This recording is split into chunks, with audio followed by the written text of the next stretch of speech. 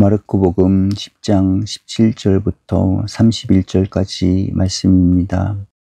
예수께서 길을 떠나시는데 어떤 사람이 달려와서 그 앞에 무릎을 꿇고 선하신 선생님, 제가 무엇을 해야 영원한 생명을 얻겠습니까? 하고 물었다.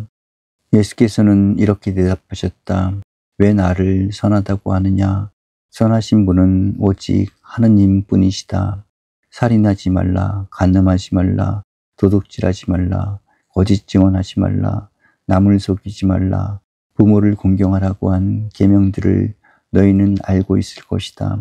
그 사람이 선생님, 그 모든 것은 제가 어려서부터 다 지켜왔습니다. 하고 대답하였다. 예수께서는 그를 유심히 바라보시고 대견해하시며 이렇게 말씀하셨다. 너에게 한 가지 부족한 것이 있다. 가서 가진 것을 다 팔아 가난한 사람들에게 나누어 주어라. 그러면 하늘에서 보화를 얻게 될 것이다. 그러니 내가 시키는 대로 하고 나서 나를 따라오너라. 그러나 그 사람은 재산이 많았기 때문에 이 말씀을 듣고 울상이 되어 근심하며 떠나갔다. 예수께서는 제자들을 둘러보시며 재물을 많이 가진 사람이 하느님 나라에 들어가는 것은 얼마나 어려운 일인지 모른다 고 말씀하셨다. 제자들은 이 말씀을 듣고 놀랐다. 그러나 예수께서 다시 이렇게 말씀하셨다. 하느님 나라에 들어가기는 참으로 어렵다. 부자가 하느님 나라에 들어가는 것보다는 낙타가 바늘기로 빠져나가는 것이 더 쉬울 것이다. 제자들은 깜짝 놀라 그러면 구원받을 사람이 어디 있겠는가 하며 서로 수군거렸다. 예수께서는 제자들을 똑바로 보시며 그것은 사람의 힘으로는 할 수 없으나 하느님은 하실 수 있는 일이다. 하느님께서는 무슨 일이나 다 하실 수 있다 하고 말씀하셨다. 그때 베드로가 나서서 보시다시피 저희는 모든 것을 버리고 주님을 따랐습니다 하고 말하였다. 예수께서는 이렇게 말씀하셨다. 나는 분명히 말한다. 누구든지 나를 위하여 또 복음을 위하여 집이나 형제나 자매나 어머니나 아버지나 자녀나 토지를 버린 사람은 현세에서 받게도 받겠지만 집과 형제와 자매와 어머니와 자녀와 토지의 축복도 100배나 받을 것이며 내세에서는 영원한 생명을 얻을 것이다. 그런데 첫째가 꼴찌가 되고 꼴찌가 첫째가 되는 사람이 많을 것이다. 좀 어리석어 보인다고 할까요? 두 가지 제가 받았던 질문을 소개해 드리겠습니다. 아주 오래 전에 우리 대학 아마 3학년쯤 됐을 것입니다. 한 학생이 나한테 와서 선생님 더운 여름에 교회에 가서 예배를 드릴 때 노타이 셔츠를 입은 대로 예배를 드리러 가면 그 죄가 됩니까? 그런 질문을 했습니다. 그때는 다 더운 때니까 참 예배 드리러 가면 더위에 고생을 많이 하고 에어컨이 없는 때고 교회가 별로 가지 못하는 때고 그렇습니다.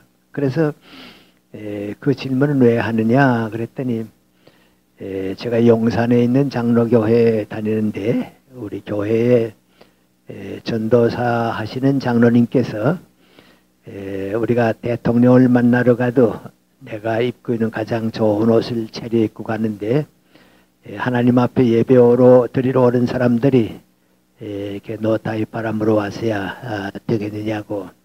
그래 아마 그 책망 비슷한 얘기를 모양입니다. 그러니까 이 학생이 아마 그게 잘못됐는가 보다 싶어서 저한테 그런 질문을 꺼냅니다. 그래서 제가 그 학생 보고 그랬습니다. 대통령의 아들도 아버지 만나러 갈 때는 아마 넥타이 매지 않을 걸. 그래서 그냥 뭐 편하게 가고 또 넥타이를 매고 또 아버지를 만나러 가려면 대통령이 야, 그 벗어라 더운데 그 뭐 고생스럽게 그렇게 하느냐 아마 그렇게 얘기할 것이다. 그랬습니다. 사실 저도 더운 여름에 뭐 이렇게 강에 나가고 뭐 그런 것에서 넥타이를 매고 나가면 그 보신 우리 어머니가 좀 그 안쓰러우니까 하시는 말씀입니다. 옛날 어떤 사람이 손바지 저고를 입고서 밖에 더운 여름에 나갔다 왔는데 입고 나갔던 사람은 괜찮은데 보는 사람이 다 더워 죽었다는 거예요. 그 말씀인 거 아니, 그 뭐 그렇게 꼭 입고 나가야 하느냐, 그런 그 사랑 어린 말씀입니다. 그래서 제가 그 청년 보고서 좀 정색하고 그랬습니다. 내가 걱정하는 것은 너희들과 같은 대학생들이 어떤 생각을 하고 문제의식을 가지고 있는가 하는 것을 한번 생각해 보라고 말이죠.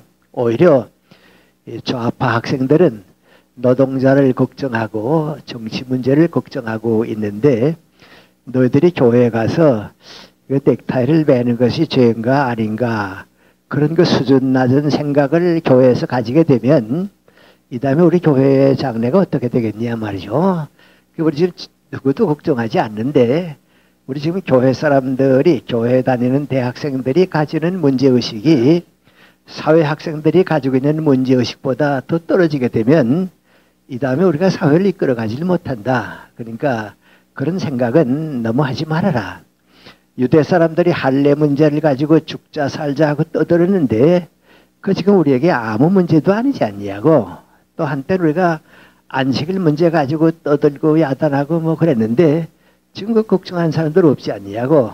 지금 와서 노타이 셔츠를 입고서 가는 게 죄냐 아니냐 또 그게 다른 사람에게 신뢰가 되느냐 안 되느냐 안 되면 문제는 또 모르겠는데 그것까지도 죄냐 아니냐 하는 생각을 자꾸 가지게 되면 우리 교회가 높은 생각을 가지고 살 사람들을 자꾸 좁게 만들고 문제의식을 낮추게 되면 이 다음 우리 사회가 걱정되니까 그런 문제를 좀 넘어서야겠다 그런 얘기를 했습니다. 아마 여러분도 지금 우리 대교회가 성공했다고 얘기하고 있습니다만은 사실 이런 문제들을 많이 안고 있습니다. 한 4년 전에 미국에 오는 신학자가 저 여의도에 있는 순복음교회를 이제 왔습니다. 한국이 세계에서 제일 큰 교회가 있고 그 가운데서 제일 큰 교회가 순복음교회니까 왔는데 통역을 하는 우리 연세대학교 신과대학교와 같이 갔습니다. 근데 한 예배가 끝나고 다음 예배가 되니까 내려오는 사람들이 다 내려오기도 전에 그저 물밀듯이 뛰어 올라옵니다. 그래서 위험하니까 이제 그 미국 선교, 그 미국 목사 신학자하고 우리 연세대 교수하고 이제 서서 다 올라가는 걸 봤습니다. 그때 그 미국 교수가 왜 저 형이 올라가도 될 텐데 저렇게 뛰고 있는가 아니면 물어보라고 말이죠. 그래서 물어봤습니다. 저 형이 올라가도 되는데 왜 이렇게 열심히 뛰느냐 그랬더니 앞자리에 가야 복을 많이 받는다고 그래서 뛰어 올라간다고 말이죠. 그랬더니 미국 신학자가 그 얘기를 듣고서 왜 많이 모이는지 알겠다고 말이죠. 많이 모이는지 알겠다고 말이죠. 지금 우리 자꾸 이 대교회가 성공했다고 그러는데 그렇게 문제의식이 이제 자꾸 내려가고 있습니다. 그럼 이제 우리 교회를 이끌어가고 있는 사람들, 뭐, 누구는 예외라고 생각지 않습니다. 저까지도 포함할 수 있다고 해서 이런 사람들이 그 사물 판단을 하는데 어떻게 무엇을 잘못 판단하기 때문에 어려움이 오는가. 두 번째 제가 받은 질문 가운데 하나입니다. 아주 오래전에 부산에 가게 되면 부산진 장로교회가 있습니다. 그때도 한 600명 모였으니까 부산에서는 아주 대표적인 장로교 가운데 하나입니다. 그 교회 집회를 위해서 갔었는데 토요일 오후에 송도까지 나가서 이제 목사님들, 장로님들이 같이 식사를 하게 됐습니다.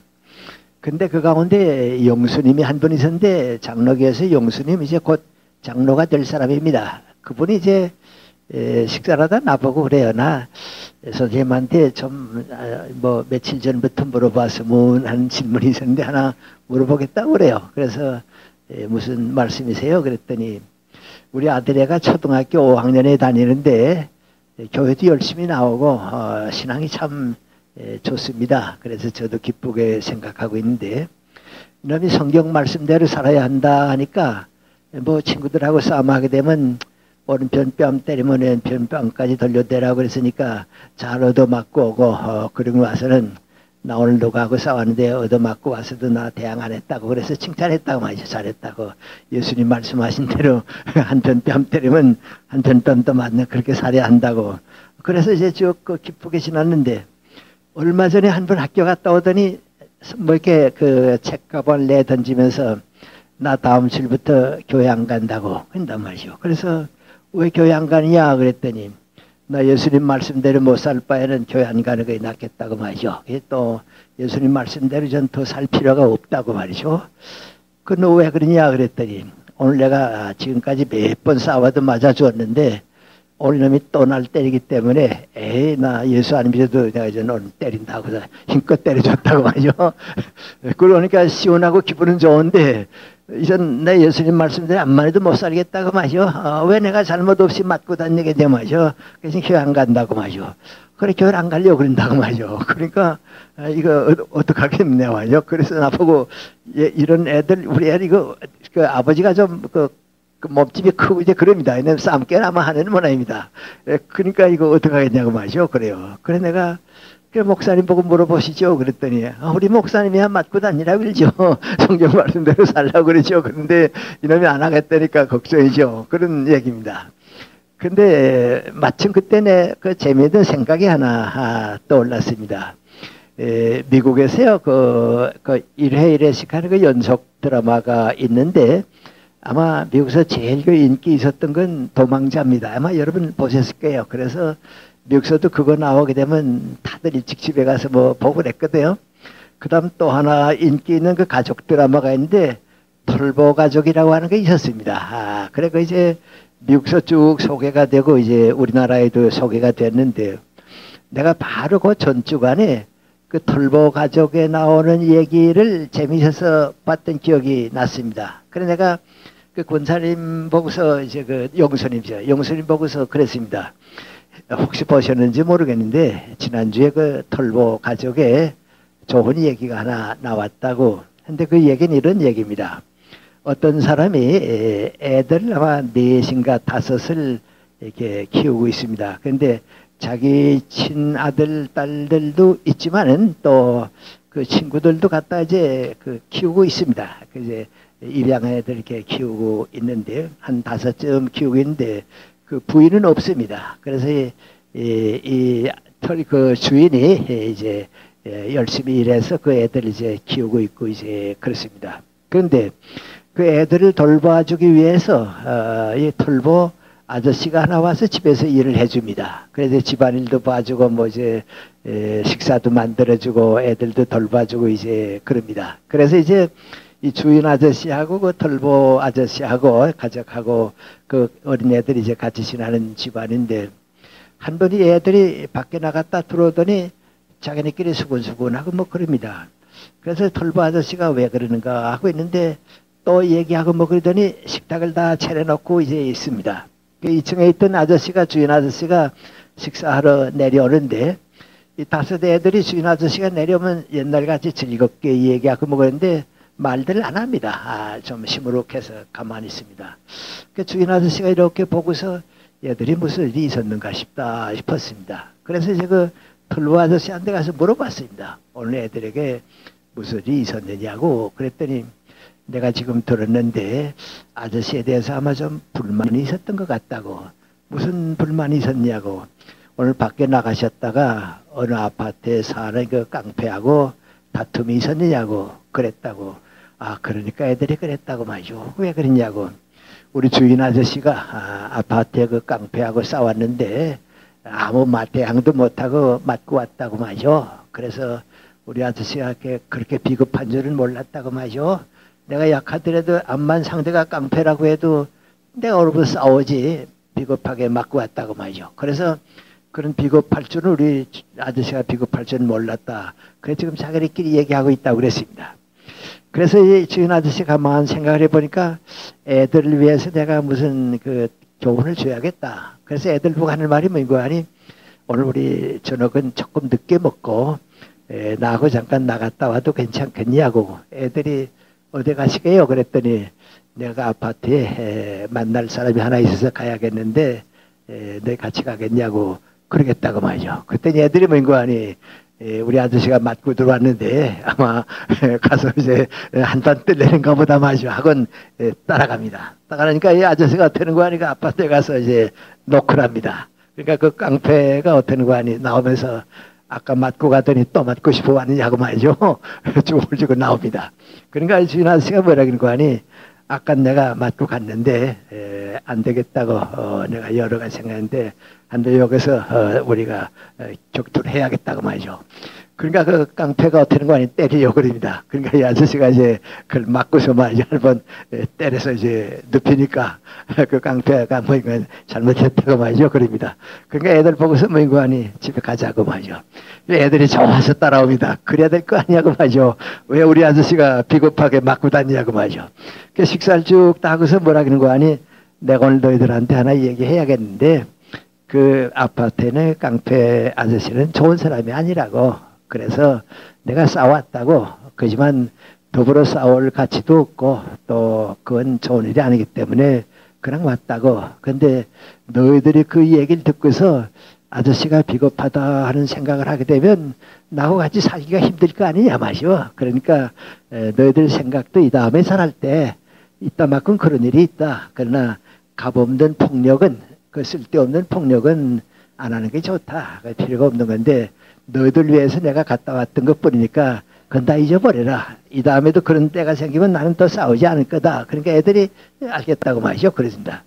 그런 그 드라마입니다. 그래서 내가 그 영수님 보고서 성경 말씀이 오라요. 그 드라마가 오라요. 그렇습니다. 그랬더니 그 영수님이 그 아니 그 드라마가 맞습니다. 그래요. 그러면 아들도 그렇게 키우세요. 그랬습니다. 그랬더니 그러면 예수님 말씀하고 끝나죠. 그래서 예수님의 말씀이 무슨 뜻인가를 알라고 마셔. 우리가 지금 성경 말씀에서 그걸 전부 교리로 받아들이는데 교리가 아니고 인생관으로 받아들이라고 말이요. 진리로 받아들이라고. 우리 기독교 역사가 생긴 다음부터 지금까지 많은 그 바리새인들이 제사장들이 교리대로 받아들였습니다. 안식일에 일하면 안 된다고 그래서 집회 짓고 다니면 땅 가는 것과 마찬가지라고 그래서 집회 안 짓고 다니고 음식 만드는 것도 일하는 거라고 죄라고 그래서 미리 만들어뒀다 먹고 그렇게 빠지면 안 된다고 말이죠. 그러니까 예수님의 말씀을 교리로 받아들이지 말고 진리로 받아들이라고. 진리로 받아들이게 되면 모든 사람들이 다 받아들일 수 있는데 그걸 교리를 자꾸 고집하니까 교회 분열이 생기고 교파가 생기고 세상 사람들이 웃는다고 말이죠. 그렇게 하지 말자고 말이죠. 그런 얘기를 한 길이 있습니다. 이제 이런 것들이 무엇을 의미하는 거 아니 우리 교회가 모든 진리를 교리로 받아들이기 때문에 교회 안에서 우리가 살고 있으면 저렇게 오래 살게 되면 사회보다 뒤지게 되겠는데 그때 어떻게 하려고 그런가 말이죠. 그렇습니다. 그래서 이게 언제 나타나느냐 하면 교회가 열심히 문제 삼고 있는데 바깥 사람들이 볼 때는 왜 저런 문제 가지고 싸우나 말이죠. 저거 아무것도 아닌 것 가지고 저렇게 싸울 필요가 없는데 왜 저렇게 싸우는가 말이죠. 그렇습니다. 그것은 예수님의 말씀을 교리로 해결하려고 그러지 진리로 받아들이려고 생각지를 않기 때문에 그렇습니다. 그래서 여러분 가만 보시면요. 미안합니다. 우리 그 정치계 여당 야당 뭐 친박 뭐 박그룹이니 뭐 이명박 그룹이니 뭐 싸우는 거 가만 보면 우습지 않아요? 정말 우습거든요. 할 거 없어서 뭐 저렇게들 하고 있나 그럽니다. 그런데 한번 거기에 빠지게 되면 그거 벗어나질 못합니다. 그러니까 거기서 아주 뭐 거기서 죽자 살자고 지금 싸우고 있고 그러거든요. 근데 바깥 사람들이 넓게 볼 때는 뭐 이거 아니 참 안 할까 하고 있다 말이죠. 저러지 않았으면 좋겠다 그럽니다. 우리 교회가 그렇습니다. 교회 안에서 뭐 자꾸 이거 최고라고 얘기하는데 바깥 사람들이 볼 때는 뭐 이거 아니 저거 큰 의미가 아닌데 그렇습니다.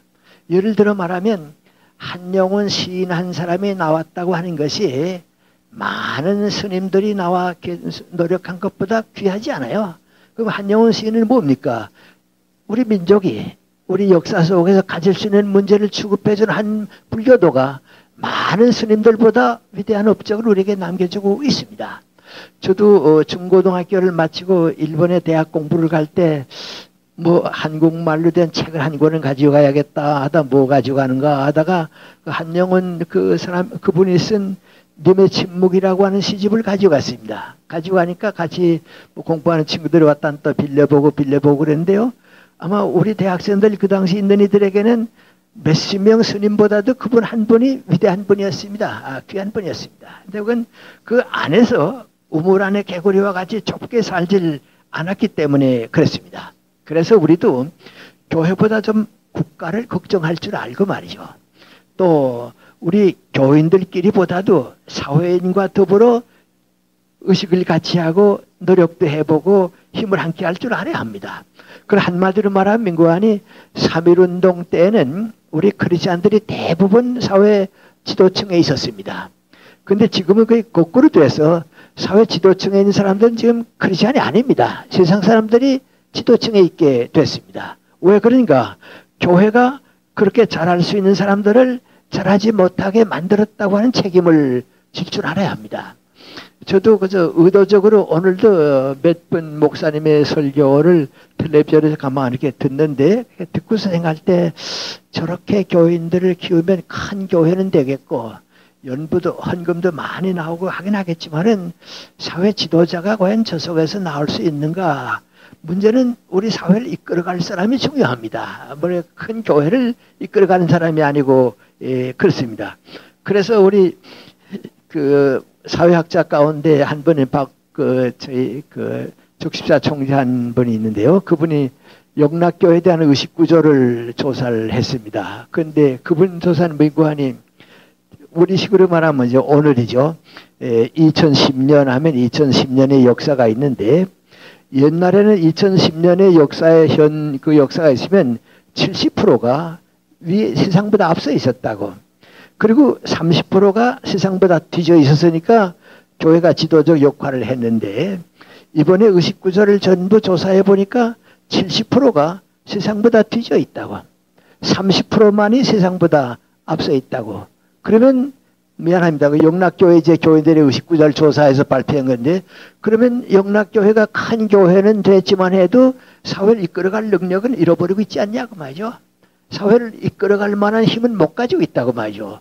그 말은 한완상 씨의 그런 보고는 내가 그 논문집을 직접 보았으니까 하는 말인데 그건 아주 걱정스러운 문제입니다. 사회학자들이 다 그렇게 봅니다. 그래서 제가 전에도 말씀드렸는데 숭실대학의 대학원장을 한 번 만났는데 나보고 하는 말입니다. 선생님 저도 장로입니다. 그런데 우리 대학에서 교수를 채용할 때 장로 교수는 안 합니다. 그래요. 왜 그러세요? 그랬더니 이 장로님들은 장로가 최고라고 생각하지 학문을 안 했습니다. 그러니까 와서 학생들한테 환영을 받지 못합니다.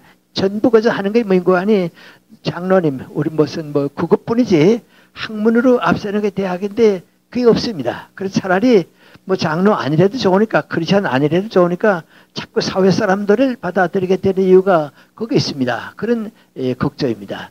사실 저도 그렇습니다. 저도 연세대학교에서 그렇게 오래 살았는데요. 미안합니다. 교목실 목사님이나 신과대학 목사님들 또 우리 평교수들 가운데 제일 열심히 믿는다고 생각하는 분들의 사고방식이 제일 좁습니다. 왜요? 고개만 빠졌으니까 그렇습니다. 그래서 제가 안 할 말씀을 전해 드렸습니다마는 4.19가 난 다음에 우리 연세대학교와 지방대학에서 세 크리스찬 대학이 민주화 운동의 이제 교수들의 이제 항의의 대상이 됐는데 그때 세 분이 쫓겨났는데 다 열심히 있는 장로들입니다. 누구보다도 기도 많이 하고 그랬습니다. 근데 그분들이 왜 그렇게 되는가? 내가 사는 좁은 사회에서 앞서게 되면 사회 지도자가 되는 것 같이 생각하는데 그렇지 않습니다. 그래서 기독교 정신을 받아들이게 되면 이런 문제는 다 해결되는데 교회주의에 빠지게 되면 이런 문제를 항상 가지고 우리가 고민하게 됩니다. 그래서 제가 전 시간부터 우리에게 드리는 말씀이 있는데 우리 크리스찬이 교회 안에 있어도 좋고 교회 밖에 있어도 좋습니다. 책임은 꼭 한 가지가 있는데 그 민구하니 우리 사회를 우리 역사를 이끌어갈 수 있는 선하고 강한 정신력을 크리스찬이 가져야 합니다. 그 선하고 강한 정신력을 크리스찬도 가지지 못하고 교회도 가지지 못하게 되면 언젠가는 기독교는 우리 사회에서 버림을 받습니다. 불교가 버림을 받는 것 같이, 유교가 버림을 받는 것 같이 우리도 버림을 받을 수밖에 없고 또 받아야 합니다. 그건 어떻게 할 수가 없습니다. 그럼 그 선하고 강한 정신력, 선하다고 하는 건 뭔가? 전에 말씀드린 대로 윤리성 플러스 알파입니다. 윤리적인 책임은 다 우리가 질 수 있고 거기에 은총의 뜻이 갈 수 있는 선한 책임을 가져야 합니다. 예를 들어 말하면 자유를 위한 노력, 그건 우리 크리스찬이 역사에서 오래오래 이끌어온 노력입니다. 기독교가 무엇 때문에 있는가? 큰 예배당 짓기 위해 있는 게 아닙니다.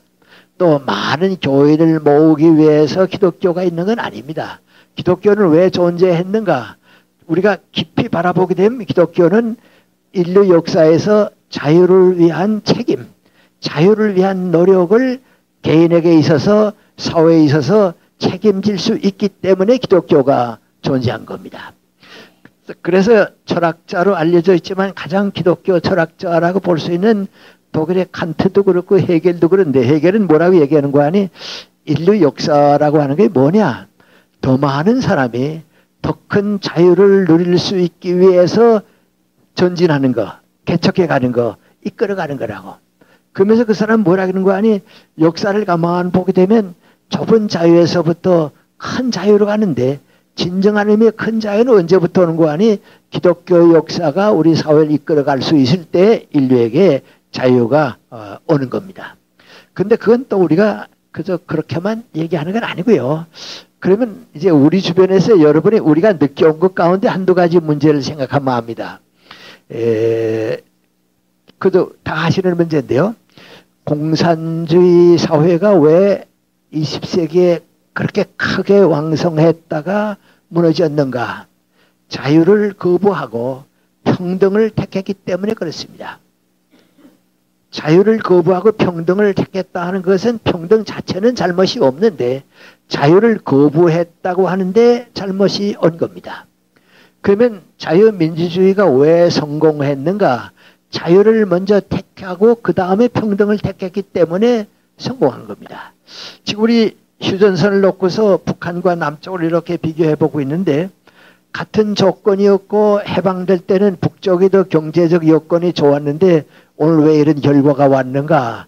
자유를 택한 대한민국과 평등을 택한 북한의 차이점입니다. 우리는 그걸 자꾸 가볍게 보는데 그렇지 않습니다. 전에 제가 그런 얘기를 아마 했을 겁니다. 불란서연이 작가가 한 얘기인데요. 사회주의자들은 평등이라고 하는 생각을 어떻게 하는가? 그 사람의 얘기를 그대로 소개하면 그 당시는 아마 미국에서 캐딜락이 제일 좋은 자동차로 세계적으로 알려져 있던 모양입니다.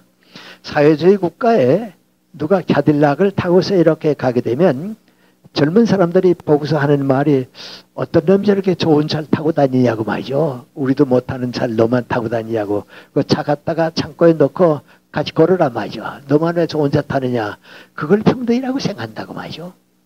근데 미국 뉴욕에 누군가가 가서 캐딜락 타고 지나가게 되면 가난한 흑인들도 쓱 보고서 뭐라 그러는 거 아니?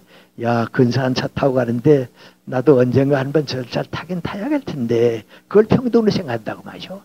자유는 가능성을 얘기하는데 평등은 가능성을 자꾸 축소시킵니다. 그런데 그 차를 타고서 평양에 갔으면 어떻게 됐겠냐? 그 사람은 사형당했죠. 사형당하고 자동차는 불질러 없애버리고 말았겠죠. 이게 자유를 택하느냐 평등을 택하느냐 하는 그것이 그렇게 큰 차이입니다. 그래서 우리 기독교는 언제나 자유를 택하게 하는 겁니다. 그게 우리 역사입니다. 우리 기독교가 우리 사회에 있었기 때문에 계속해서 항일운동을 쭉 해왔습니다. 그리고 반공운동을 계속해서 해왔습니다. 지금도 자유민주주의를 택하는 그 저력 속엔 누가 아니 기독교의 정신이 깔려 있습니다. 아마 모르긴 하지만은 크리스천들만큼 자기도 모르게 자유민주주의를 강하게 택하는 이는 없을 겁니다. 나도 한번 타임지에서 보고서 놀랐습니다. 아인슈타인이 독일에서 이제 과학자로 활동하다가 미국에 망명했죠. 망명 가서 이제 한 얘기 가운데 하나입니다. 자기는 독일에 23개가 되는 대학이 있고 거기에 많은 자유를 사랑하는 지성인들이 나왔기 때문에 히틀러 정권이 절대 성공 못할 줄 알았다는 거예요. 히틀러가 남만이 그렇다고 해도 이만큼 많은 대학이 있는데 성공 못할 거다. 그런데 그 대학이 히틀러 앞에 다 무너졌다고 말이죠. 근데 끝까지 그 가운데서도 박해를 받으면서 자유를 지킨 사람들은 대단치 않게 생각했던 크리스찬들이라고 말이죠. 크리스찬들은 끝까지 자유를 지켰다고 말이죠. 그리고 해방 그 독일의 전제 2차 대전이 끝나고 난 다음에 독일을 부흥시킨 정당이 기독교 정당입니다. 기독교 민주당입니다. 아데나워, 에르하르트 같은 사람입니다. 이 사람들은 독일에서는 아데나워, 에르하르트 같은 사람은 가장 보수적인 정당입니다. 이름이 기독교 민주당이라고 하는 이름은 그 구라파에 쌀 붙이질 않습니다. 그건 전통은 그 속에 살지만 전 명칭이 사는 거 안 붙인데요. 그 기독교 민주당이 나왔거든요. 그 사람들이 제일 처음에 할 때 나온 게 뭔지 아십니까? 기독교 정신으로 돌아가야 한다고 말이죠. 그리스도의 정신으로 돌아가야 한다고. 그래서 그 일으킨 운동 가운데 하나가 아카데미 운동이거든요. 그 운동이 도와줘서 이제 우리 저희 그 우이동에도 아카데미 하우스가 생기고 수원에도 생기고 그렇지 않았어요? 거기에 깔려있는 바로 그 민관이 자유에 대한 정서입니다. 그래서 기독교가 오늘까지 세계를 이끌어오고 역사를 이끌어왔다고 하는 것은 자유를 사랑했기 때문에 그렇습니다. 자유에 대한 책임을 졌기 때문에 그렇습니다. 그런데 이제 자유만을 자꾸 주장하게 되면 경쟁이 심하고 사회 갈등이 생기고 병폐가 생기고 그렇습니다. 그런데 기독교가 그 다음에 또 주장하는 게 있는데 그게 뭡니까? 공존의 질서입니다. 더불어 살 줄 아는 거. 그 사랑이 바로 그겁니다. 그래서 예수님께서 사랑을 자꾸 말씀하셨는데 그 민구안이 너희 한 사람 한 사람에서 가장 중요한 건 더 많은 사람이 자유를 누리는 거다. 그러나 그 자유를 너를 위해서 누리는 게 아니고 그 자유를 공존의 질서를 바꿔야 한다. 더불어 사는 걸로 바꿔야 한다. 그 더불어 사는 걸로 바꾸는 것이 바로 민구안이 사랑입니다. 그 기독교 정신이 강한 정신을 가졌다 하는 건 민구안이 세계 어떤 종교나 누구보다도 자유를 사랑했습니다. 어떤 휴머니스트보다도 자유를 사랑했습니다. 그리고 그 자유를 공존의 질서를 바꾼 것이 기독교 정신입니다. 그것이 바로 우리 교회가 책임져야 할 건데 그 책임을 못 지고 있습니다. 제가 언제나 거듭해서 드리는 말씀이 있는데요. 후진 사회는 어떤 나라인가? 후진 국가는 어떤 나라인가? 힘으로 지배하는 나라입니다. 그게 후진 국가입니다. 우리가 왜 박정희 대통령 때 그렇게 군사 정권에 반대하고 전두환 노태우 대통령 가운데 반대했느냐? 군인이 집권하게 되면, 군인이 지도자가 되게 되면 힘으로 다스리는 것밖에 없습니다. 그 군인들은 그것밖에 배운 게 없습니다. 그러니까 힘으로 다스리는 사회는 언제나 후진 국가입니다. 쿠데타가 일어날 수 있는 사회는 후진 국가입니다. 우리 그렇기 때문에 항상 좀 말 조심해야 합니다. 우리 미안합니다. 노무현 대통령 때 하도 좀 답답하고 그러니까 밖에 나가게 되면 내가 아는 게 인성교육 원장 하는 분이 있습니다. 그 인성교육을 많이 하는 분인데 그분도 나보고 그래요. 그래서 이제는 할 수 없다고 군인이 한 번 다시 나와가지고서 이놈의 정권 무너뜨리지 않으면 가능성이 없다고 말이죠. 그럽니다. 그건 뭐인고 하도 답답하니까 힘을 또 한 번 해야지 할 수 없다 그 얘기입니다. 그건 아닙니다. 그건 후진국가는 군사정권과 같습니다. 군인이 다스리는 게 후진국가입니다. 그 다음에 이제 중진국가라고 할게요. 개발도상국가라고 경제적인 말로 쓰는데 그건 어떠냐? 법이 다스리는 사회입니다.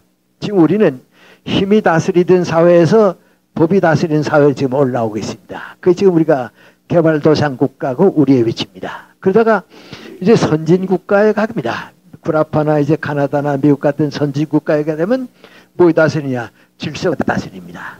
질서가 그 사회를 이끌어갑니다.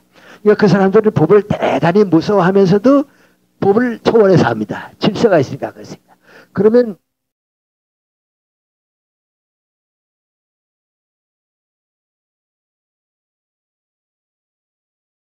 에 살고 싶어서 하는 겁니다.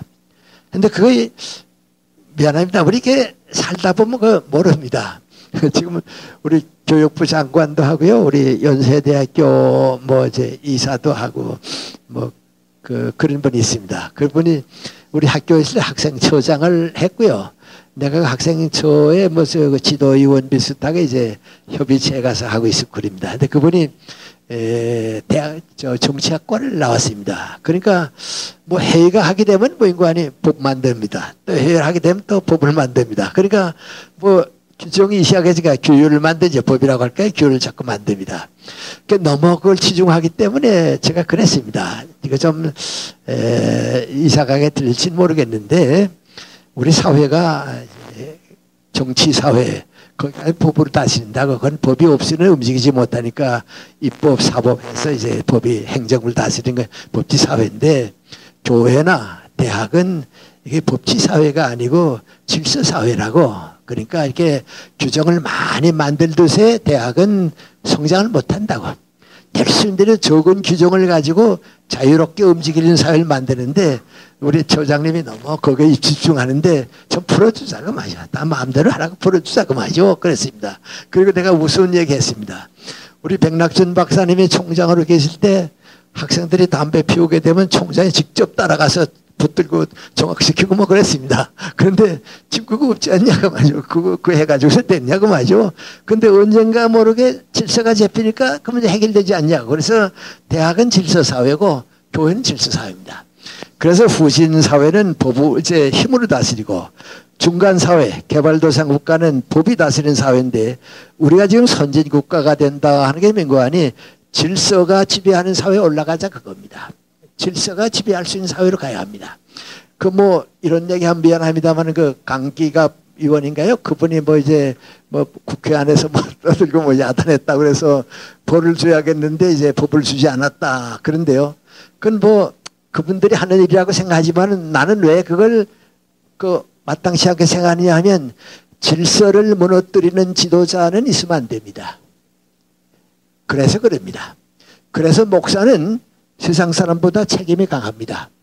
교수는 세상 사람들에게 실망을 주면 안 됩니다. 국회의원은 폭력을 행사하면 안 됩니다. 그건 아주 후진국가로 떨어지는 겁니다. 그런 사람은 박정희 대통령이 나와야 합니다. 그래서 좀 혼을 내야 못하지. 전두환 대통령 같은 사람 밑에서 나 그거 못하지. 자꾸 저렇게 되게 되면 질서가 무너뜨립니다. 국회가 질서를 무너뜨리게 되면 사회 질서는 없습니다. 그래서 우리가 국회의원들하고 좀 전에 국회의원들을 만나면 뭐라 그런지 아십니까? 아이, 밖에 나가면 창피해서 도무지 얼굴 들고 다니지는 못하겠다고 하죠. 텔레비전에 뉴스 나오게 되면 싸우는 장면들 자꾸 나오는데, 아이, 참, 그 국회의원 하기도 창피하다고 그러는데요. 아닙니다. 질서가 지키는 사회가 돼야 합니다. 이제 그 질서를 주는 것이 종교입니다. 기독교가 그 질서를 주는데 그의 명구안이 공존의 질서입니다. 그걸 우리가 주지 않으면 안 됩니다. 그런데 제가 지금 이런 말씀을 드리는 거 여러분이 가만 들으면 그저 뭐 윤리학에서도 하는 얘기고 뭐 정치 철학에서도 하는 얘기고 그러니까 그저 그런가 보다. 그런데 제가 크리스찬이기 때문에 하는 얘기는 명구안이 그걸 안 지켜도 되고 지켜도 되는 것 같이 쉽게 생각하면 안 됩니다. 그 질서를 무너뜨리는 사람은 반드시 역사의 심판이 옵니다. 그래서 뭐 국회에서 저렇게 뭐 망치 들고 떠들어도 괜찮다고 자꾸 생각하는데 그걸 받아들이게 되고 그냥 있게 되면 그 사회 그 자체가 병듭니다. 북한이 지금 그래서 병들지 않았어요? 예. 우리도 그런 사회가 되면 되겠어요? 그건 안 되는 건 안 되는 겁니다. 그런데 우리가 그걸 모르고 있으니까 그렇습니다. 그래서 우리에게 주어진 선한 질서를 지키도록 노력하고 그 선한 질서에 대한 책임을 질 줄 아는 거예요. 그것이 바로 우리들의 뜻입니다. 그러면 그 질서가 가는 역사적인 방향이 뭐냐? 열린 사회로 가는 겁니다. 자꾸 넓게 생각해야 합니다. 좁게 생각하듯이 잘못되고요. 넓게 생각하듯이 멀어집니다. 북한이 저렇게 되고 있다고 하는 건 자꾸 생각을 안에 묶으니까 그렇습니다. 오히려 넓게 가야 합니다. 우리 세종시 가지고서 지금 뭐 한두 달 동안 떠들고 앞으로도 자꾸 떠들겠죠. 그런데 그저 뭐 다들 자기 생각은 해도 가만히 있고 그런데요. 그럼 우리 세종시 문제에 대해서 크리스찬들은 말은 안 하죠. 뭐 어느 정당에 속하거나 그저 말은 안 하지만 그래도 생각은 다 같아야 합니다. 될 수 있으면 같아야 합니다. 그 같아야 한다고 하는 게 뭐냐? 더 많은 사람이, 더 많은 국민이 행복하게 살기 위해서 세종시 원한 대로 가야 하느냐, 수정한 대로 가야 하느냐, 그건 선택해야 합니다. 원한 대로 가는 것이 오래 두고 국민에게 불행을 오겠다, 불편이 오겠다 하면 그건 어떤 정치가가 뭐라고 했든지 버려야 합니다. 또 수정안을 받아들일 수 있어서 더 많은 국민이 행복하게 살 수 있겠다 하게 되면 어느 정당이 결정 내렸다고 하더라도 그건 우리 국민이 지지해야 하는 겁니다. 근데 그건 누가 해야 하느냐? 질서를 지키는 우리들이 해야 합니다. 그러니까 뭘 신문에 광고 안 내도 괜찮고 뭐 데모 안 해도 괜찮고 그런데 더 많은 국민이 행복하게 살기 위해서는 이것이 비교적 옳습니다. 절대 옳은 건 아니지만은 비교적 옳다고 하는 판단은 우리가 내릴 수 있어야 합니다. 그 세력이 우리가 사랑하는 조국의 앞날이 되고 그렇습니다. 그때 우리에게 주어지는 게 민구안이 인간 목적관입니다. 인간 목적관이고 거기에 대해서 주어지는 가장 큰 뜻인데 정의의 질서를 사랑의 질서로서 극복할 수 있고 감싸할 수 있는 사회가 돼야 합니다. 조금 이따 제가 결론에 오늘 간디 선생 얘기를 좀 간단히 하게 되겠습니다만, 간디 선생이 영국에 유학을 가서, 그 전에는 몰랐는데 영국에 유학을 가서 비로소 성경을 읽었습니다. 그러니까 20살이 돼가지고서 간디가 성경을 읽었는데, 간디 선생이 일생 동안 가진 그 정신이 힌두교 정신이었느냐 아니면 기독교 정신이었느냐 그렇게 받아들였는데 둘 다 합한 거죠. 둘 다 합한 거지만은 그 20살에 영국에 가서 성경을 읽고서 간디 선생이 많이 감명을 받았습니다. 그리고 그 다음에 간디 선생에게 제일 영향을 준 사람 메시인데 이상하게도 톨스토이하고도 서신을 교환하고 그랬지만 톨스토이 영향은 크게 받은 것 같지 않습니다. 타고르하고도 교훈을 가지고 있었지만 그렇게 영향을 크게 받은 것 같지는 않고 이제 그런데요. 오히려 존 러스킨의 영향은 많이 받았습니다. 그 존 러스킨의 영향에서 받은 그 책이 이 마지막 사람에게도라고 하는 그 러스킨의 저서인데요. 그 내용이 마태복음 20장에 나오는 비유입니다. 그 품삯을 주는 비유인데 거기에 간디가 아주 크게 감명받은 게 민구안이 정의를 주장하는 데에는 한계가 오고 사랑으로서 정의를 극복할 수 있는 것이 우리 인간이 택할 수 있는 가장 최고의 사회 문제라고 받아들일 겁니다. 바로 그겁니다. 그 민구안이 인간 목적관입니다. 인간은 언제나 더 많은 사람이 인간답게 살 수 있도록 돕는 것이 공존의 질서입니다. 그럼 저는 이런 얘기를 선하고 강한 정신력이라고 하는 거죠. 우리 다 생각하는 문제를 가지고 있는데 이제 이런 문제를 놓고서 우리가 가만 성경 말씀을 우리가 읽어보게 되면 예수님께서 주신 말씀, 성경이 신약이 우리에게 가르쳐준 모든 말씀은 자유와 사랑입니다. 자유와 사랑입니다. 그리고 우리의 주어진 자유는 하느님께서도 우리의 자유에 대해서는 손을 대지 않았습니다. 왜요? 그건 하느님께서 우리에게 자유를 주시기 위해서 인간으로 창조하신 겁니다. 그 자유를 사랑으로 바꿀 수 있는 그것이 선한 질서고 사회를 움직일 수 있는 길입니다. 그러면 지금까지 온 역사에 왜 고통이 오고 불행이 오고 어려움이 왔느냐? 지금은 힘을 법으로 다스리는 그 정의까지는 왔지만은 사랑의 질서가 이끌어져야 합니다. 그 사랑의 질서가 나타나게 되면 강한 정신력을 가지게 됩니다. 그 강한 정신력은 사랑을 가지고 인류에게 희망을 줄 수 있는 역사로 가게 되는 겁니다. 이건 역사적인 문제입니다. 그래서 우리 사회 문제를 취급할 때도 다 그렇습니다. 인도는 역사가 없는 사회입니다. 그건 철학과 내세 관념, 종교 관념이 너무 강하기 때문에 역사가 없습니다. 우리 서강대학에 그 이광린 교수라고 있었습니다. 한번 세배를 드리기 위해서 이완신 감독 댁에가 가서 이제 뭐 세배를 지나고 이제 그랬는데 그 이광린 교수가 무슨 얘기 하다가 그런 얘기를 해요. 나 여기 오기 전에 어느 영국 사람이 쓴 책을 읽어봤는데 영국 사람이 이제 인도를 식민지로 쭉 가지고 있고 이제 그런 동안에 인도에 대한 연구를 다 했는데 인도에게서 가장 이상한 거 하나 발견했는데 인도에는 역사의식이 없다고. 인도 사람들은 역사가 없다고 말이죠. 근데 왜 그랬겠냐 말이죠. 그 얘기가 이제 거기서 났습니다. 그래서 저도 뭐 자신 있는 건 아니지만은 인도의 철학은 전부 관념 철학이라고. 될 수 있으면 역사를 떠나는 거라고. 인도의 종교는 민구안이 될 수 있으면 현세를 부정하는 겁니다. 내세에 가서 영원한 세. 그래서 인도 사상의 가장 큰 특색은 민구안이 윤리성이나 역사성보다는 종교성이 지나치게 강했습니다. 근데 중국 사람들은 윤리성은 있었지만 역사성이 없었습니다. 근데 서양 사회가 역사 사회입니다. 그 서양 사회가 왜 역사 사회냐 하면 성경의 구약과 신약을 받은 사회가 서구 사회이기 때문에 그렇습니다. 기독교라고 하는 건 이건 역사 종교입니다. 역사 종교인데 구약의 모든 것이 시작돼서 예수 그리스도가 오실 때 합니다.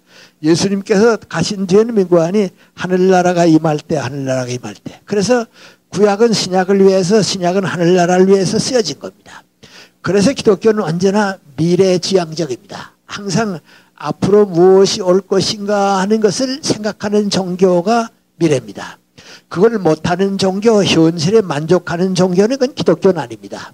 그건 윤리성에 머물 수도 있고 세상주가 우리가 이제 세속화된다. 자꾸 이제 기독교가 세상에 붙잡힌다 하는데 그 무엇을 말하느냐.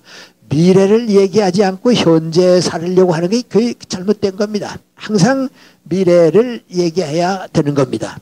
그래서 선지자, 예언자가 구약에 많이 나오는 것과 마찬가지로 진정한 크리스찬은, 진정한 신학자는 미래를 위해서 얘기해야 합니다.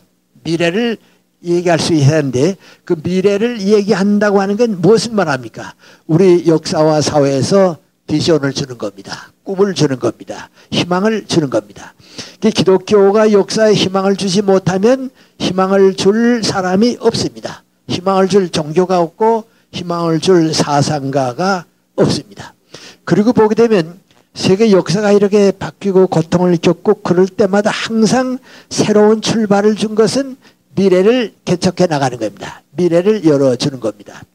우리는 그런 생각을 잘 안 합니다. 우리 자신이 거기서 살면서 그걸 생각 안 하는데 외국 사람들이 이제 우리나라를 요새 볼 때 제일 그 이상하다고 하는 건 민구안이 6.25 전쟁과 같은 비극을 겪지 않은 타일랜드나 뭐 동남아시아 나라들은 성장을 못했는데 그렇게 비참한 6.25 전쟁을 동족 살해 전쟁을 겪고는 한국이 어떻게 저렇게 성장했냐 말이죠. 이상하다 그렇습니다.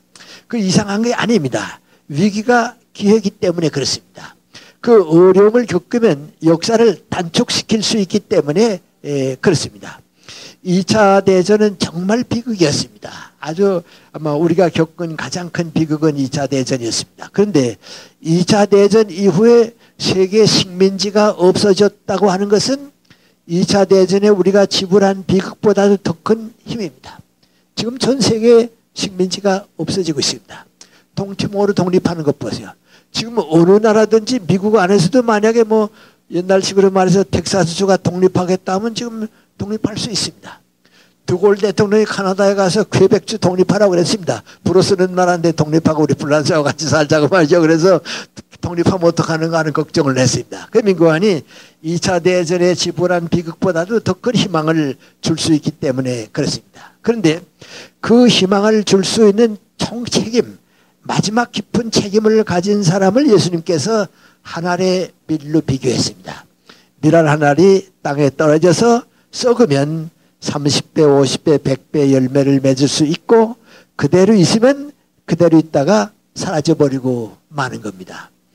저는 이 쇼팽하우엘의 글을 읽다가요, 야, 참 그런가 하고서 좀 놀랬습니다. 그분이 이제 철학자지만은 생물학 이런 데 대해서도 과학에 대한 생각도 많이 가지고 있는 분입니다. 그분이 글을 읽어보면 그런 얘기가 나옵니다. 영국의 과학자들이 에집트에 가서 그 피라미드 밑에 있는 것들을 전부 이제 조사를 했습니다. 조사를 했는데 밀봉한 그 단지가 나오는데 그 밀봉한 단지에 무엇을 넣는가 하고서 뜯어봤더니 거기에 미랄들이 들어가 있었습니다. 근데 왜 미랄을 거기에 넣는가 하면 임금은, 위대한 사람은 내세에 가서도 먹고 살아야 할 거 아니에요. 그러니까 밀 심어서 농사지어 먹고 살으라고 하면서 미랄을 넣겠죠. 미랄을 거기다 넣었는데 그 미랄을 꺼내 가지고서 영국의 과학자들이 버릴 거니까 어차피 버릴 거니까 가지고 왔습니다. 와서 화분에다가 이렇게 심어봤습니다. 심어봤는데 대부분의 밀알이 다 그냥 죽었는데, 말라 죽었는데, 그 가운데 몇 개의 밀알에서는 움이 트기 시작했다는 거예요. 싹이 나오기 시작했다는 거예요. 난 그때 그걸 보고서 말이죠. 아, 그게 참 하나의 밀이라구나 말이죠. 밀알이 자기를 보존하기 위해서는 없어져 버리고 마는데 언젠가 땅에 들어가서 썩을 때 열매를 맺게 되는 겁니다. 그래서 앙드레 지드라고 하는 불란스의 작가가 있죠. 그 사람의 소설 제목 가운데 하나가 뭔고 하니 하나의 밀이 죽지 않으면 그겁니다. 오늘 우리 제목이 예수님 말씀 그대로입니다만은 그 하나의 밀이 곧 교훈입니다.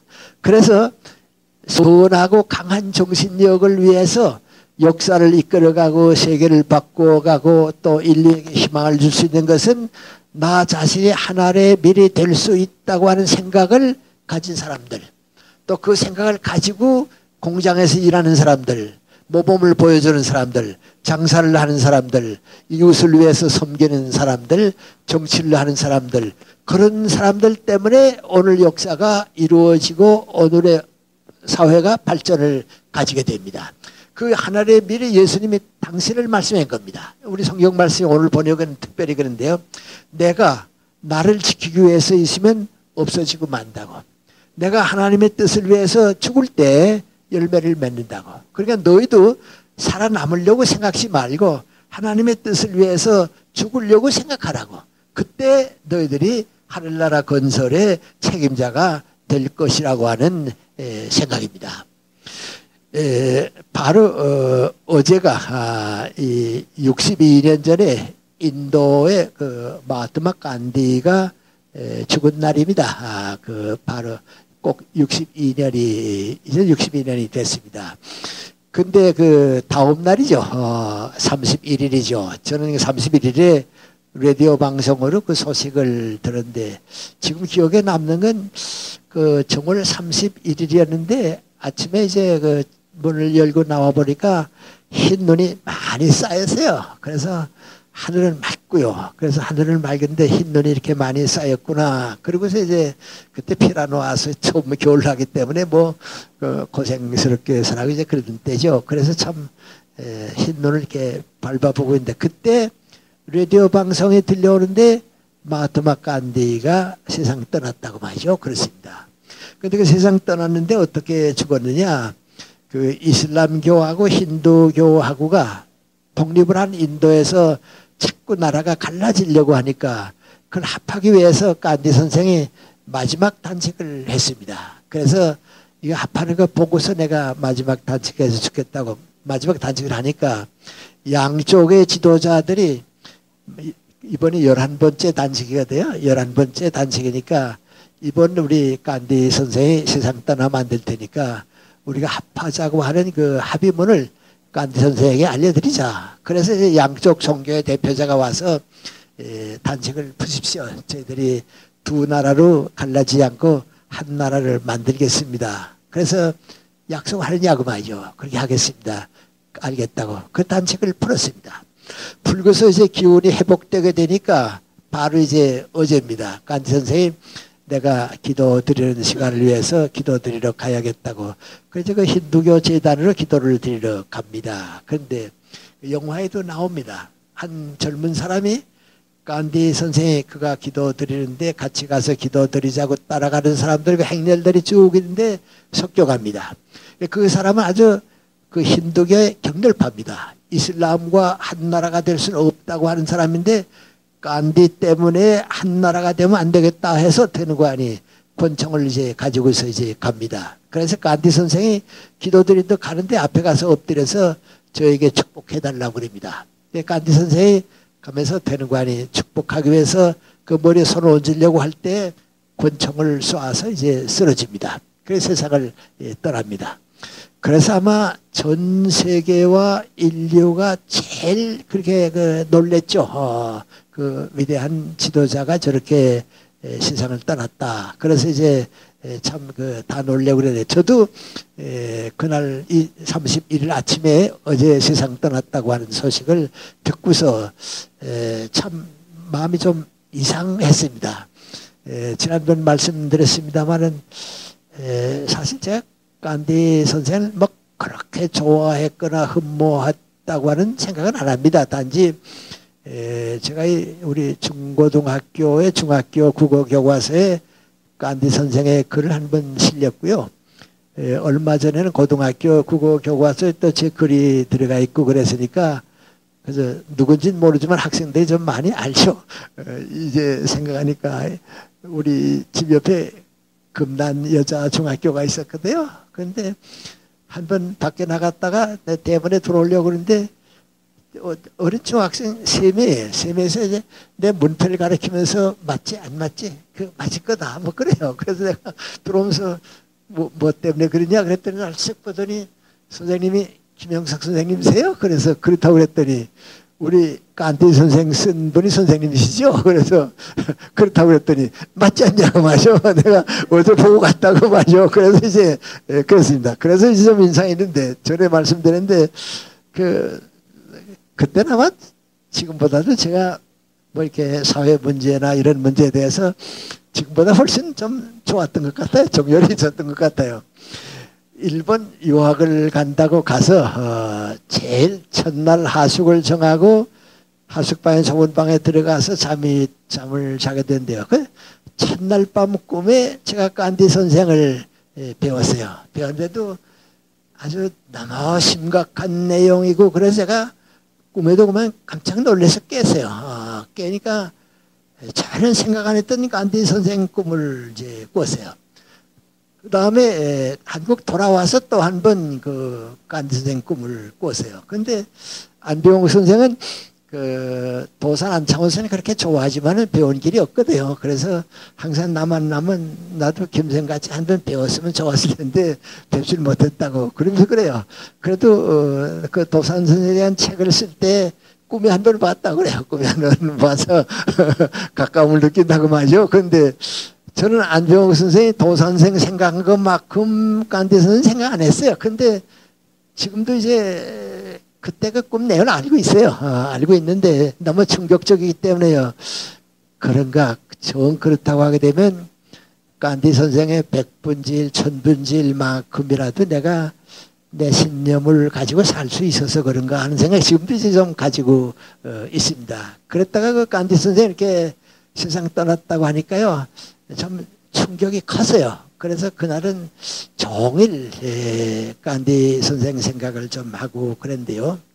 내가 지금 이제 받아들이고 싶은 건 맹고하니 그분이 이제 20살에 영국에 공부하러 가서 비로소 성경을 쭉 읽었는데 우리 크리스찬들 가운데 크리스찬이라고 생각 안 하는 간디 선생만큼 그리스도의 정신이 무엇인가 하는 것을 깨닫는 사람이 많지 않았던 것 같아요.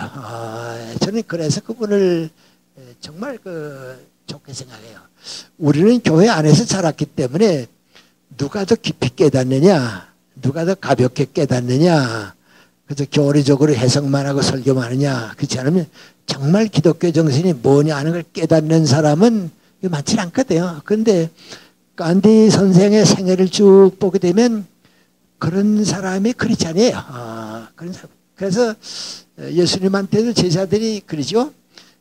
누가 우리하고 아무 상관도 없는데 가르치고 환병자를 고치고 뭐 가난한 사람의 복음을 전하고 그래서 하지 말라고 그랬다고. 왜냐하면 우리 선생님 이름도 아니고 말이죠. 그래서 하지 말라고 그랬다고. 그랬더니 예수님이 뭐라 그랬습니까? 그러지 말아라 말이죠. 다 사람들 위해서 노력하는 사람은 우리가 하는 일과 마찬가지다 그랬습니다. 근데 그 간디 선생의 그 정신이 우리가 지금 받아들이는 것보다는 훨씬 깊이, 또 우리 크리스천들의 대부분이 받아들이는 것보다는 아주 깊이 받아들이는데 그 민고안이 간디 선생의 생애를 하는 말은 간단해요. 모든 거짓과 폭력은 사라지고 진실과 사랑이 영원히 남는다고 하는 겁니다. 모든 거짓과 폭력은 사라지고 진실과 사랑이 영원히 남는다고. 그게 바로 예수님의 뜻이에요. 우리 크리스천들이 좀 그걸 받아들일 수 있으면요, 목사님들이 내 교회 큰 교회 만들겠다고 수단 방법을 자꾸 쓰는 건 안 해요. 그건 간디 선생 때 그건 안 했어요. 그 또 도산 안창호 선생은 간디 선생하고 제일 크게 받아들인 게 같은 거 하나 있는데 뭐인고 하니 정식이에요. 정식. 진실은 정식이거든요. 그래서 도산 선생도 가만 보면 우리 죽더라도 거짓말 하지 말자고 말이죠. 거의 크리스찬의 고백이에요. 얼마나 지금 거짓으로 가득 찼습니까? 공산주의 세계라는 게 그냥 호의로 감싼 거 아니에요? 거기서 정직하게 살자고 말이죠. 제가 요새 마틴 루터 킹하고 도산 선생하고 아직 동상안색인 마하트마 간디 얘기를 했죠. 근데 도산 선생은 간디 선생하고 뭐에 같은 거 아니 정직하다고 하는 데 같습니다. 간디 선생이 평생 정직했습니다. 어느 정도 정직하냐 하면요. 한 어머니가 애를 안고 와서 간디 선생 보고서 걱정했습니다. 우리 애가 자꾸 사탕을 많이 먹어서 이빨이 상하는데 내가 이빨 상하니까 먹지 말라고 그래 말 안 듣는데 선생님께서 한번 예보고 좀 이렇게 사탕 많이 먹으면 이빨이 애롭다고 얘기 좀 해달라고 그래요. 그러니까 간디 선생님 가만히 있더니 나 얘기할 자격이 없다고 그랬어요. 왜 그러세요? 그랬더니 내가 사탕을 좋아한다고. 그래서 내가 아직은 얘기할 자격이 없다고 그렇게 정직했어요. 그러니까 간디 선생의 평생 가운데 거짓 하나도 없어요. 그 바로 간디 선생과 도산 선생의 일치된 점이에요. 그 다음에 마틴 루터 킹하고 간디 선생하고 일치되니까 다 여러분 아십니다만은 마틴 루터 킹이 무저항 운동입니다. 비폭력 운동입니다. 그걸로 지금 그 당신의 목숨을 잃었지만 했거든요. 그 바로 간디 선생한테 받아들인 겁니다. 그래서 우리가 자꾸 제가 말씀드리는 게 미국 안에 교회주의에 빠지고 교회만 되면 된다고 생각하는 동안에 우리가 자꾸 뭐 잊어버린 거 아니 그리스도의 정신을 잊어버립니다. 그리스도의 정신은 뒤로 가라 버리고 우리 교회 살리기 위해서 헌금하기 위해서 성공하기 위해서 그런데 그리스도의 정신으로 돌아가야 합니다. 그 못 돌아가게 되면 결국은 어떻게 되는가? 아까 대학생이 넥타이 안 매고 교회 가는 게 죄인이 아니냐 그런 생각하는데 머물게 됩니다. 얼마나 그 불쌍한 생각입니까? 대학생이 그런 생각 해가지고 되겠어요. 근데 우리 교회는 그런 문제를 주면 안 되죠. 또 우리 그 어린애가 말이죠. 나 전 예수님 말씀대로 못 살 바에는 교회 안 가겠다고 말이죠. 그 교회는 안 가더라도 그리스도의 정신은 받아들일 수 있어야죠. 그래서 우리가 이런 생각이 우리의 역사를 바꾸고 기뻐할 때 우리 예수님께서 현실 사회에서 100배나 복을 받을 거라고 내 어려움이 민족을 행복하게 만들 것이고 너의 양보가 많은 사람에게 덕을 쌓게 될 것입니다. 한마디로 말하면 그 아니 주기 위해서 나누는 사람은 부해질 것이고 그리스도를 위해서 버리는 사람은 100배나 받게 될 것이고 하나님의 뜻을 위해서 하늘의 별이 되는 사람은 하늘나라 역사를 건설하게 될 것입니다. 우리에게 주어진 책임은 교회와 신앙생활을 통해서 거기까지 올라갈 수 있어서 신앙은 열매를 맺게 되어야 하겠습니다. 기도드리겠습니다. 새해를 맞이하고 벌써 한 달이 지나고 있습니다. 우리들의 생각은 성장하지만은 실천이 따르지 못하는 때가 많이 있습니다. 주님의 말씀은 우리 기억에 남아있지만은 그 말씀이 우리 사회와 역사를 바로잡지는 못하고 있습니다. 그 일을 먼저 했을 때, 그 뜻이 먼저 우리에게서 이루어졌을 때 우리가 복받고 교회가 은총 안에 머물고 하늘나라가 이 땅 위에 이루어질 것입니다. 주님 저희들 약속한 대로 지키지를 못하고 있습니다. 너희는 먼저 그 나라와 그 의를 구하라.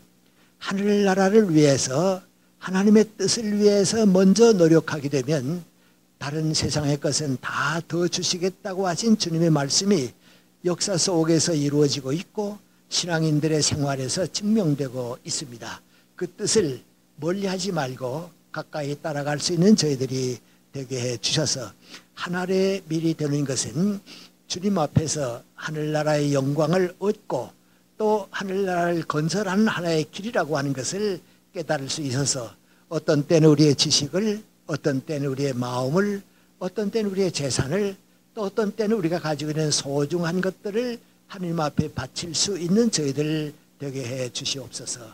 예수님의 이름 받들어 기도 올려옵나이다. 아멘.